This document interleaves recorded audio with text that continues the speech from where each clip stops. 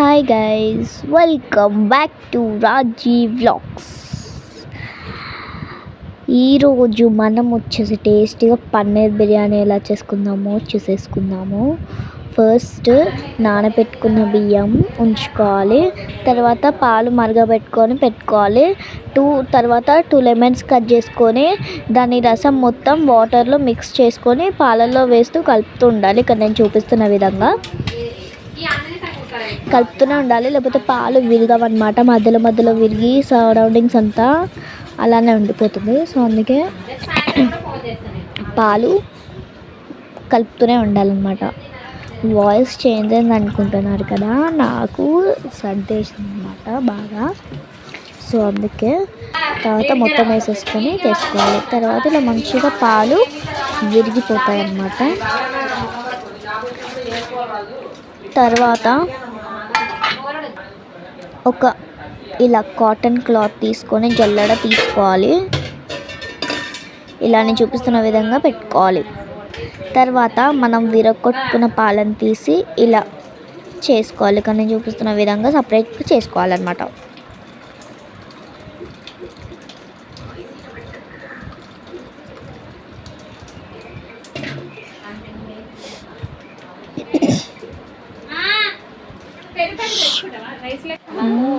తర్వాత ఇలా సపరేట్ చేసుకొని పెట్టుకోవాలి.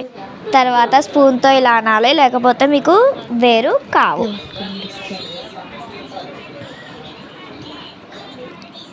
సో తర్వాత దాన్ని క్లాత్లో ఇలా చుట్టి వెయిట్ పెట్టి ఇలా పెట్టుకోవాలన్నమాట. తర్వాత అది అయ్యేలోపు నెక్స్ట్ ప్రాసెస్ చూసేద్దాం.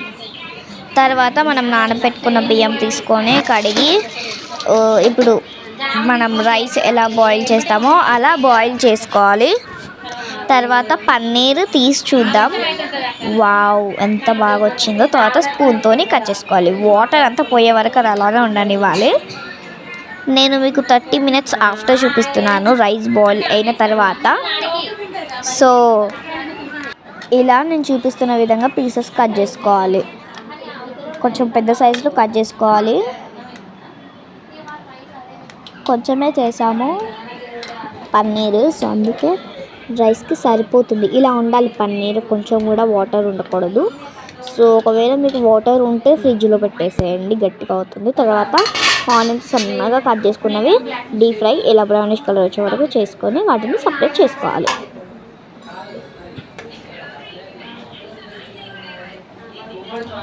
ఇలా అన్నిటినీ సపరేట్ చేసుకోవాలి.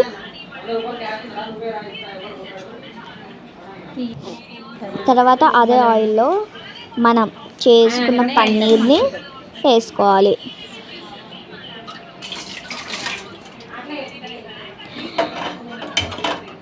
పన్నీర్ వేసుకున్న తర్వాత అది లైట్ బ్రౌనిష్ కలర్ వచ్చే వరకు మనం మంచిగా వేపుకోవాలి. దాన్ని అటు ఇటు తిప్పుతూ ఉండాలి, లేకపోతే అది మాడిపోతుంది ఈజీగా, బికాజ్ మిల్క్ కాబట్టి. అలా ఒక్కొక్కటి వేసుకుంటూ అన్నీ వేసేసుకోండి, లేకపోతే అతుక్కుపోయి మళ్ళీ చేసుకోవాల్సి వస్తుంది. సో ఇక్కడ చూపిస్తున్న విధంగా మీకు కలర్ వచ్చేసి రావాలన్నమాట. ఇలా కలర్ వస్తే మీకు పన్నీర్ పర్ఫెక్ట్. తర్వాత పెరుగు, ఉప్పు, కారం, ఇంకా పన్నీర్ పీసెస్ వేసుకొని కలుపుకొని, ఇంకా ఒక గిన్నెలో టమాటా పేస్ట్, పచ్చిమిరపకాయతో చేసుకున్న పేస్ట్ వేసుకొని పన్నీర్ కర్రీ అందులో వేసుకోవాలి. ఒక 30 minutes మూత పెట్టుకున్న తర్వాత తీసి చూస్తే మనకి సూపర్ కలర్, స్మెల్ అయితే సూపర్గా వస్తుంది అన్నమాట. తర్వాత మనం బాయిల్ చేసుకున్న రైస్ లేయర్గా వేసుకోవాలి.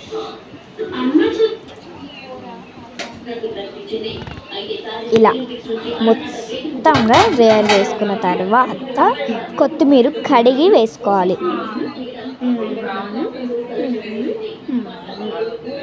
తర్వాత ఫుడ్ కలర్, ఆయిల్ మిక్స్ చేసుకున్న దాన్ని ఇలా వేసుకోవాలి. తర్వాత వెయిట్ పెట్టుకొని దమ్కిచ్చుకోవాలి. ఇది మొత్తం మీరు సిమ్లోనే చేయాలి. తర్వాత 1/2 hour తర్వాత బిర్యానీ సూపర్ ఉంటుంది. ట్రై చేయండి, తినండి. Bye guys, it's all.